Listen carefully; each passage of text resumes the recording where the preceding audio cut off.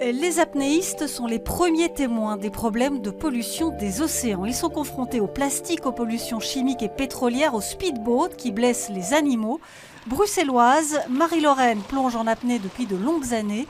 Elle a vu la situation se détériorer. Il y a 15 ans, on voyait des poissons, on voyait les herbes sous-marines qui protègent l'écosystème sous l'eau. On voyait beaucoup de vie, on voyait des poulpes, on voyait plein de choses. Aujourd'hui en Grèce, on ne voit plus rien. Il n'y a plus un seul poisson. Par contre, sous l'eau, on voit une quantité astronomique de déchets qu'il faudrait évidemment ramasser. Donc la Méditerranée meurt. Alors, avec son école d'apnée bruxelloise et notamment sa fondatrice, Paula, elles ont décidé d'agir. Elles lancent un grand mouvement international depuis Bruxelles. L'idée ici, c'est de créer une application qui rende visible tous ceux qui peuvent intervenir. Donc du particulier qui voyage, qui peut signaler les problèmes au moment où il les voit, qui peut les résoudre à petite échelle, à tout le tissu associatif qui travaille au quotidien à l'amélioration de l'état écologique de la planète.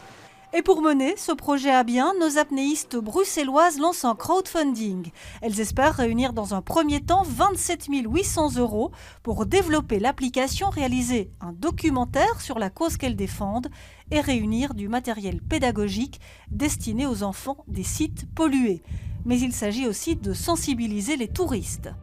Le travail s'organise autour de deux axes. Sensibiliser les locaux qui n'ont parfois pas trop de notions de la pollution plastique et qui ne savent pas nécessairement comment protéger leur propre environnement. Et après, plus globalement, évidemment, les touristes qui polluent énormément les Maldives. C'est une catastrophe. Une catastrophe dans laquelle nous avons tous un rôle à jouer. C'est l'essence même de ce projet. Chacun, à son niveau, peut amener sa pierre à l'édifice.